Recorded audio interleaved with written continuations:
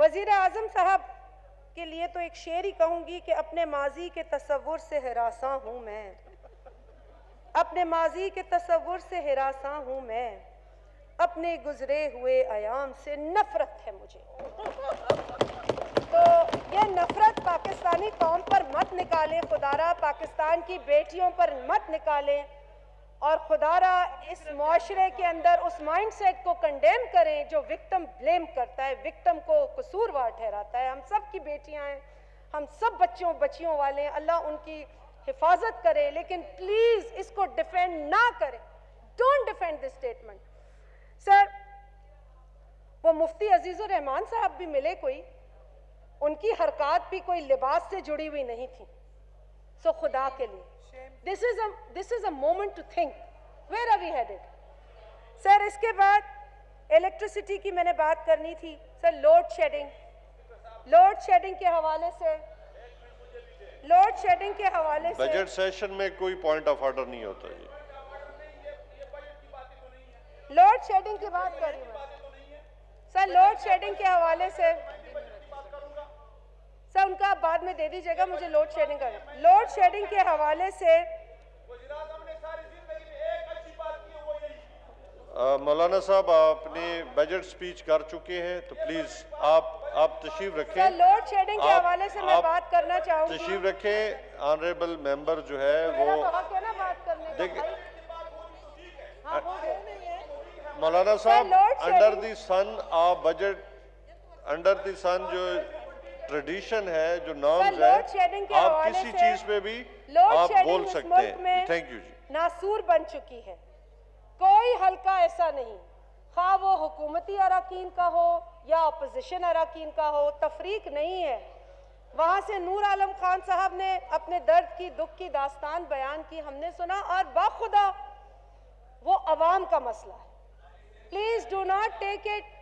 Sir, please tell him not to cross talk here. This is not the way. He needs to understand. It's been 3 years. He's not understood the decorum of the rules of the house. खुदारा, हमारी इस request पे गौर कीजिए और rule 108 के तहत उन 3 अराकीन को hall में, असेंबली में आने का मौका फराम कीजिए। सर, मिनिस्टर इंफॉर्मेशन ने यहाँ बात की थी, उनके लिए एक शेर मेरे जहन में आया था। ज़माना मुतारिफ है हमारी इस्तकामत का, ज़माना मुतारिफ है हमारी इस्तकामत का, न हमने शाख गुल छोड़ी न हमने काफिला बदला,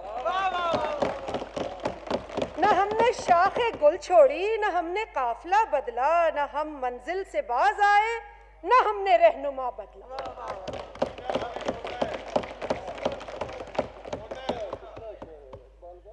आपसे मैं बाद में बताऊंगी।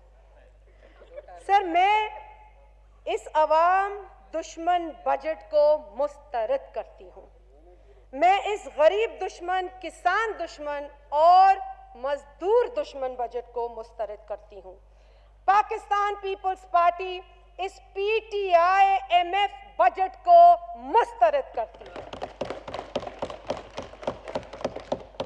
चेयरमैन साहब, जब वजीर खजाना ये तकरीर पढ़ रहे थे तो यूं लग रहा था कि पाकिस्तान की मईशत को 4 चांद लग चुके हैं, लेकिन हकीकत इससे बिल्कुल बरक्स है। आप भी इस माशरे में रहते हैं, यहां मौजूद जो स्टाफ के लोग हैं वो भी इस माशरे का हिस्सा हैं। दिल पे हाथ रख के कोई ये कह दे कि ये बजट स्पीच पाकिस्तान की बजट के ऊपर थी, तो मैं अपनी स्टेटमेंट वापस ले लूंगी। इसके अंदर, बल्कि मैंने इसको पढ़ते वक्त भी ये लिख लिया था कि क्या ये बजट पाकिस्तान का बजट है और क्या ये हालात हमारे मुल्क के हैं। सर, इसके अंदर हैरत अंगेज कहानियां बयान की गई हैं। अल्फाज की तो हेरा फेरी है, लेकिन नंबर्स का भी गोरख धंधा है। और अजीब बात यह है, क्योंकि एक रुकन है, एलाए हैं उनके, लेकिन ये सहमत होंगे मेरी बात से, कि ये तारीख का वो भयानक बजट है जिसे पेश करने वाले खुद उसे पटकते और फेंकते नजर आए। ये पहली बार देखा हमने, ये पहली मर्तबा देखा, आप भी ऑपोजिशन में हमारे साथ रहे हैं, ये पहली मर्तबा देखा कि जो हुकूमत बजट पेश करती है वो अपने ही बजट पर इतनी नाराज होती है और बिलखुसूस कैबिनेट के अरकान। बहरहाल ये उनका एहतजाज था। चेयरमैन साहब, आज महंगाई उरूज पे है। आज खाने पीने की अशिया इस कदर महंगी हो गई हैं कि लोगों की पहुंच से बाहर है। मैं कोई कहानी नहीं बना रही, ये पाकिस्तान की हकीकत है। पीटीआई हुकूमत सब अच्छा है, मुआशी इंडिकेटर्स अच्छे हैं, ये ढंडोरा पीट रही है, लेकिन इस कहानी से लोग अब बेवकूफ नहीं बन सकते। जो रियल नंबर्स हैं वो चावल, आटे, दाल, चीनी के हैं, वो इनके गोरख नंबर्स नहीं हो सकते।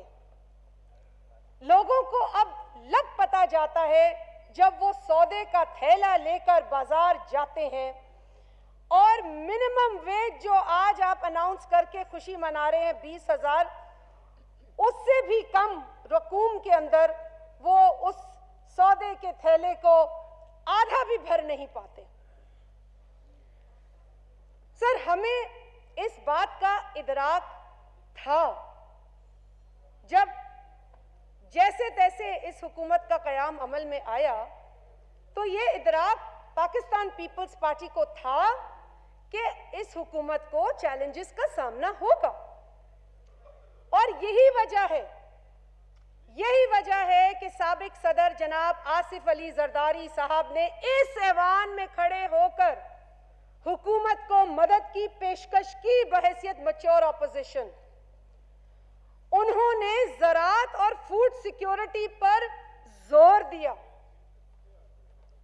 उन्हें पता था कि इस मुल्क की फूड बास्केट को हमारी तवज्जो की जरूरत है, लेकिन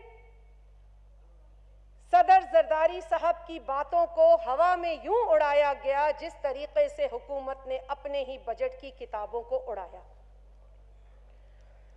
सर, बजट का एक अहम हिस्सा वसाइल की तकसीम है और ये वसाइल की तकसीम पाकिस्तान के आईन के आर्टिकल 160 के अंदर मौजूद है, जो कि है नेशनल फाइनेंस कमीशन अवार्ड, जो कि इस कमीशन ने अनाउंस करना होता है। आज आप कैलकुलेट कर लें कि नया अवार्ड इस मर्तबा भी नहीं आया। आर्टिकल 160 की बड़ी ब्लेटेंट वायलेशन हो रही है और नए एनएफसी अवार्ड के बगैर ही एक बार फिर ये चौथा बजट आ गया है। सर, 160 के अंदर एक और बहुत अहम शिक है जो है 3A, और वो ये कहती है, क्योंकि सर ये डिस्ट्रीब्यूशन ऑफ रिसोर्सेज वफाक और सूबे के दरमियान है, आपको पता है।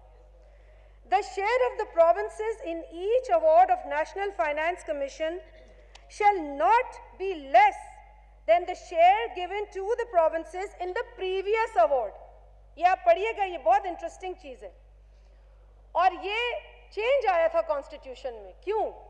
क्योंकि एक अरसे की महरूमी के बाद सूबों को जब उनके हुकूक दिए जा रहे थे 18वीं तरमीम के अंदर, तो ये इंश्योर किया गया कि उनके रिसोर्सेज पर डाका नहीं डाला जाएगा। जो काला अवार्ड जिसे हम कहते हैं, उसमें सूबे के शेयर को 80% से घटाकर 35% और वफाक के शेयर को 20% से उठाकर 62.5% ले गए थे। ये काला अवार्ड था। सो इस इस तकलीफ को एड्रेस करने के लिए ये इंश्योर किया गया कि सूबों का शेयर कम नहीं हो सकता, आप बढ़ा जरूर सकते हैं। लेकिन हो क्या रहा है सर? हो बदकिस्मती से ये रहा है कि वो शेयर और उसकी तकसीम उस तरीके से नहीं हो रही है। एक और आर्टिकल है 156, आपके पास आइन है, मैं आपसे दरख्वास्त करूंगी कि आप आर्टिकल 156 देखिए, और अच्छा है कि जब चेयर भी इसमें एंगेज हो। Article 156 is national economic council. National economic council की मीटिंग्स कम से कम 2 होती हैं साल में। इस हुकूमत ने जब से ये आई है, मुतवातर नेशनल इकोनॉमिक काउंसिल की मीटिंग साल की जो उनकी रिक्वायरमेंट है उस हिसाब से नहीं हो रही। They are violating 156(4). The council shall meet at least twice in a year, and the quorum for a meeting for the council shall be 1/2 of its total membership. Sir होता यह है कि एक मीटिंग बुला लेते हैं बजट से पहले, एक दिन पहले बुलाते हैं इतने अहम फोरम की मीटिंग। और इसका काम क्या है सर? इसमें आप देखेंगे 156(2) में सर इसका जो काम है ना, वो ऐसे प्लान्स बनाना है, financial, commercial, social, economic policies, जिसके जरिए balance development and regional equity ensure हो। यानी कि जब पाकिस्तान का हर चप्पा, हर कोना, हर सूबा तरक्की करेगा तो वफाक तरक्की करेगी। नेशनल इकोनॉमिक काउंसिल का ये काम है कि मुआशी और इक्तिसादी पॉलिसीज पर ऐसा प्लान बनाए कि कहीं बलोचिस्तान पीछे ना रह जाए, कहीं सिंध महरूम ना हो, कहीं पंजाब को इग्नोर ना किया जाए, कहीं केपी को ना छोड़ा जाए। ये एक स्पिरिट है इस आर्टिकल का। और जब इन चीजों की वायलेशन होती है तो यकीनन जमहूरी पसंद लोगों को ये अच्छा नहीं लगता। अगर फिर किसी सूबे का चीफ मिनिस्टर आपको याद दिलाता है कि पाकिस्तान के आईन को खुदारा फॉलो करें, तो आप कहते हैं सिंध में कुत्तों ने काट लिया, आप कहते हैं कचरा है। अरे भाई, कुत्तों ने पूरे पाकिस्तान में लोगों को काटा है। रोज 400 केसेस तो इस्लामाबाद में है, पिंडी में है, 2.5 लाख तो केपी के हैं। मैं नहीं कुत्तों के काटूं कि this is not the conversation that we should be holding. ये दवा कहां से आती है, कौन देता है, वफाक की गवर्नमेंट, ये पूरा एक देखिए। बट अगर हम इस डिबेट को इस लेवल पे ले जाते हैं तो हम अपना ही मजाक उड़वाते हैं। हमें यहाँ आइन की इम्प्लीमेंटेशन, इसकी प्रोविजंस पे बात करनी चाहिए, किस तरीके से हम मिलकर एक दूसरे को याद दिला सकते हैं। अगर मैं कहीं गलती करती हूँ, अगर मैं कहीं आइन को वायलेट करती हूँ, मुझे याद दिलाएं। लेकिन अगर एक सूबे का वजीर आला आपको ये कहता है कि जी इसके मुताबिक इतनी मीटिंग्स करें, इसके मुताबिक आप जो बैलेंस डेवलपमेंट और रीजनल इक्विटी है उसको इंश्योर करें, तो ये कोई गुनाह नहीं है। और जिस तरीके से चेयरमैन बिलावल भुट्टो जरदारी साहब ने कहा, अगर सिंध का सीएम आपको याद नहीं दिलाएगा तो क्या डोनाल्ड ट्रंप आपको याद दिलाएगा? वो तो नहीं दिलाएगा। तो सर ये बड़ी वायलेशन है, और मैं आपसे उम्मीद रखती हूं कि ये चीजें आप भी डिस्कस करेंगे अगर आपको कहीं मौका मिले। सर इसके अलावा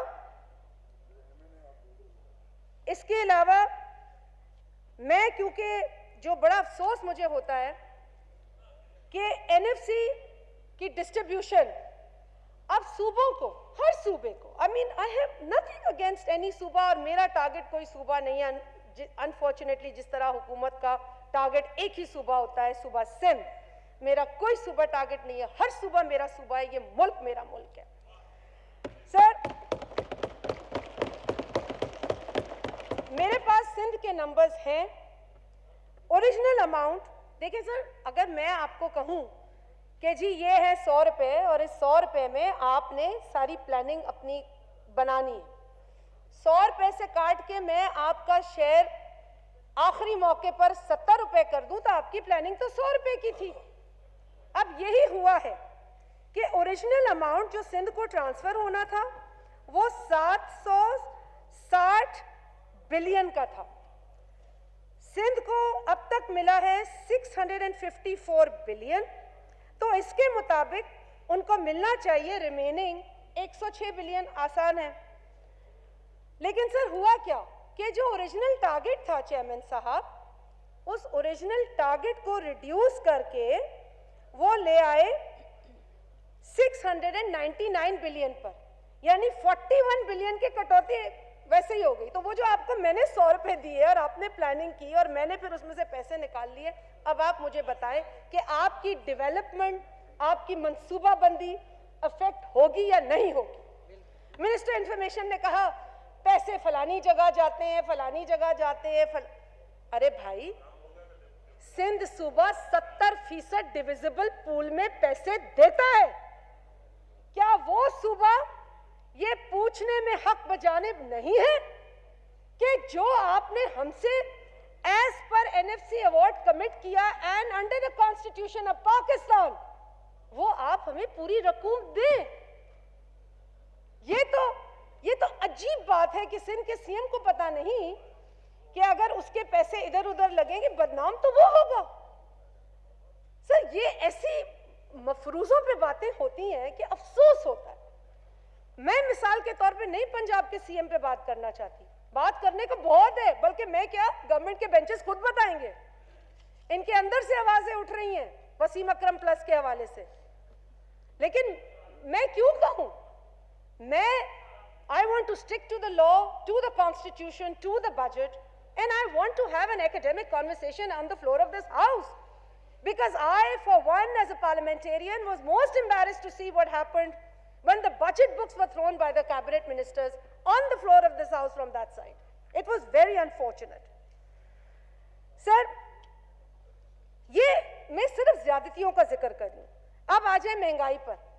हमें कहा जा रहा है कि 3.94% ग्रोथ है।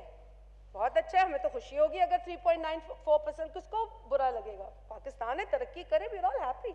But that's not the case. That is not the case. The projected figures by different institutions 1.3% था, फिर एक 1.5% था। बट चले आप वो भी छोड़ दें, आप सिर्फ ये देखें कि जो ग्रोथ के फिगर्स बता रहे हैं, क्या उससे कोई अवाम का ताल्लुक है। सादा जबान, बड़ी बड़ी बातें छोड़ दे। ये बजट जो है जब आ रहा था तो लोग आस लगा के बैठे थे कि जी हमारी तनख्वाहों में इजाफा होगा।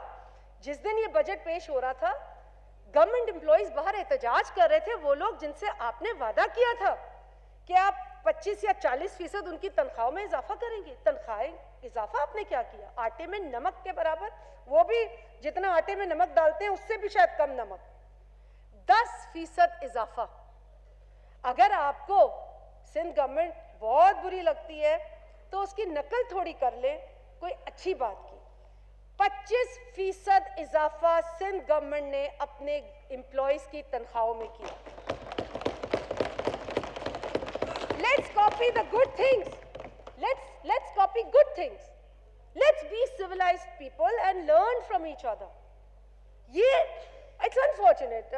हम साथ रहे हैं, इसीलिए मैं कभी-कभी आपसे लिबर्टी ले जाती हूँ ये बात करने में कि हमने भी अपोजिशन की है, हम भी गवर्नमेंट में रहे हैं, मगर रवैयों पे गौर करने की जरूरत है। सर, इसके अलावा यहाँ पर जो हालात है महंगाई के, मैंने आपसे कहा कि जो नंबर हैं वो इसलिए मशकूक नजर आते हैं कि इस वक्त, और झूठे नजर आते हैं, मशकूक और झूठे। वो इसलिए ऐसा लगता है हमें क्योंकि इस वक्त पाकिस्तान में गरीब गरीब तर हो गया है। कोई गरीब नहीं है जो ये कहे कि जी मैं बड़ा आज अमीर हो गया हूँ। मुझे नहीं पता कि वजीर दिफा किस तरीके से कल बयान दे रहे थे और वो कहते नजर आए कि मुझे एक गरीब ढूंढ के दिखा दो केपी के अंदर। फिर उन्होंने कहा कि ये अजीब फिनोमिना है, महंगाई महंगाई। उन्होंने कहा सर मुझे प्लीज 5-6 मिनट दे दें प्लीज, थैंक यू। अजीब उन्होंने कहा फिनोमिना है कि महंगाई महंगाई, मुझे गरीब कोई पैदा करके दिखा दे। अब ये उनके अल्फाज मेरे नहीं है। उन्होंने कहा मुझे गरीब कोई पैदा करके दिखा दे, ये ऑपोजिशन का ड्रामा है। कैन यू बिलीव कितनी इनसेंसिटिव स्टेटमेंट थी ये? ये इतनी इनसेंसिटिव स्टेटमेंट थी। मैं नहीं चाहती थी कि इस तरह की बातें यहाँ दोहराई जाए, लेकिन मैं कुछ स्टैट्स लेकर आई हूँ और मैं आपको ये स्टैट्स, चेयरमैन साहब, ये स्टैट्स मैं आपको पेश करना चाहती हूँ। सर, इसके अंदर तमाम सूबों की पावर्टी का जिक्र है। पंजाब में भी पावर्टी कम हुई, सिंध में सबसे ज्यादा कम हुई, बलोचिस्तान में भी कम हुई, लेकिन सर बढ़ी कहां है? केपी में। It's unfortunate. और इस स्टडी के अंदर फाटा के मर्जर की कहानी शामिल नहीं है। So it's not after the merger of Phata that is affected poverty in KP. ये स्पीकर साहब मैं आपको भिजवा रही हूँ, आप खुद देख लें। ये शायद हमको सर, ये अनफॉर्चुनेट बातें हैं, मगर कल क्योंकि इतनी मतलब जो उन्होंने कहा उससे केपी के लोगों की कितनी दिल आजारी हुई होगी। वहां जो महंगाई के बोझ तले लोड शेडिंग, गैस की लोड शेडिंग, ये तमाम मसाइल वहां भी हैं। और गवर्नमेंट से जब अरकान बात करते हैं तो हम सुनते हैं उनके हलकों की बात। आज भी एक ऑनरेबल मेंबर फ्रॉम अटक बात कर रहे थे और कह रहे थे इजाफा हुआ है तो महंगाई और करप्शन में हुआ है। मैंने नहीं कहा, ऑपोजिशन का रोना नहीं है या ऑपोजिशन की ये दुहाई नहीं है। अरकान जो गवर्नमेंट बेंचेस पे हैं वो भी ये बात कर रहे हैं जो हम कह रहे हैं।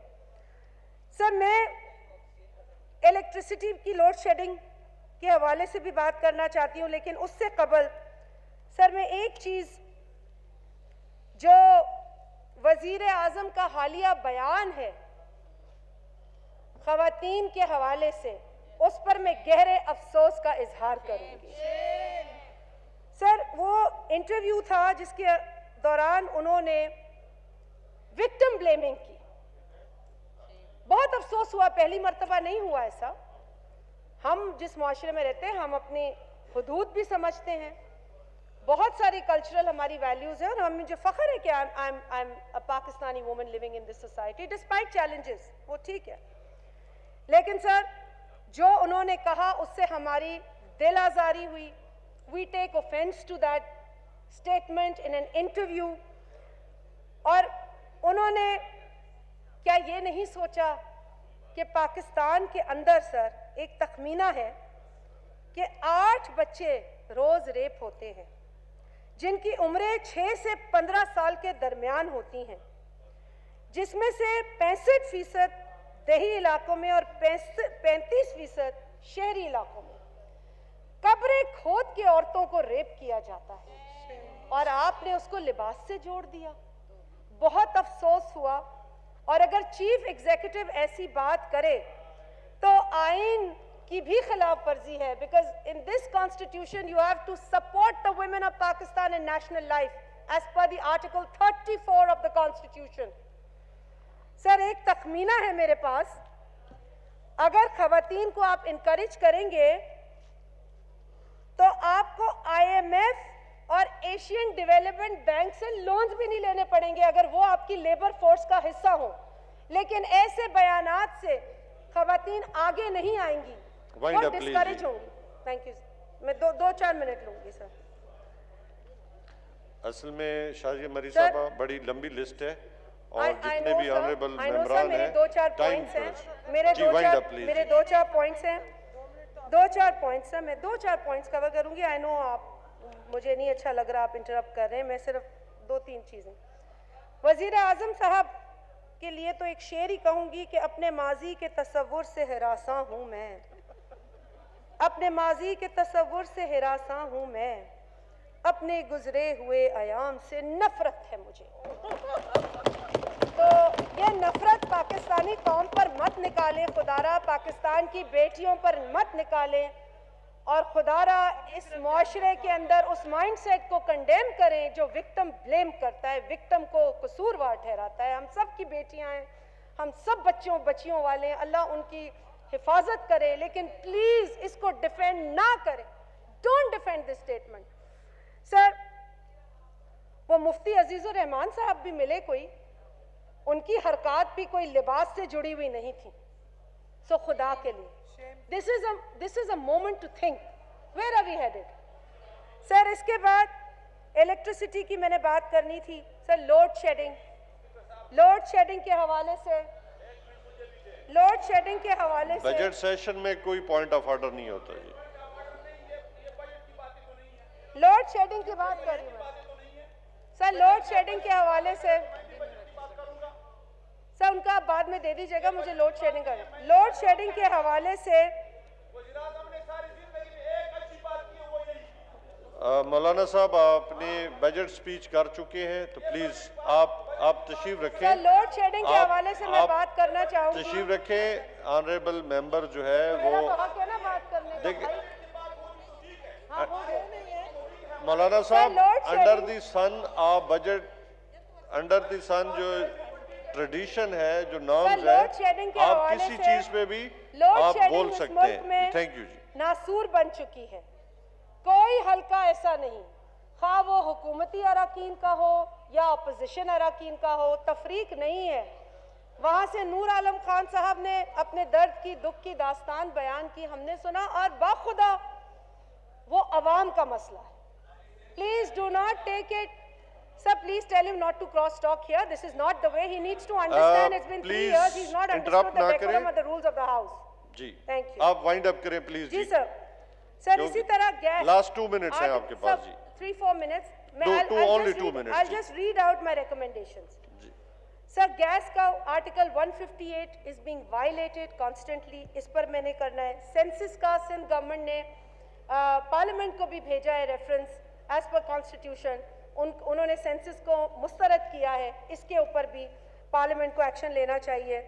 सर कुछ फिगर्स करंट अकाउंट डेफिसिट के जो जीडीपी के बारे में बात होती है, सर मैं उस पर आऊँगी कि जब 2008 में पीपल्स पार्टी की गवर्नमेंट थी तो 8.2% था, और उसके वर्सेस 2018 में ये हमें मिला था सर, बहुत बुरा मिला था हमें।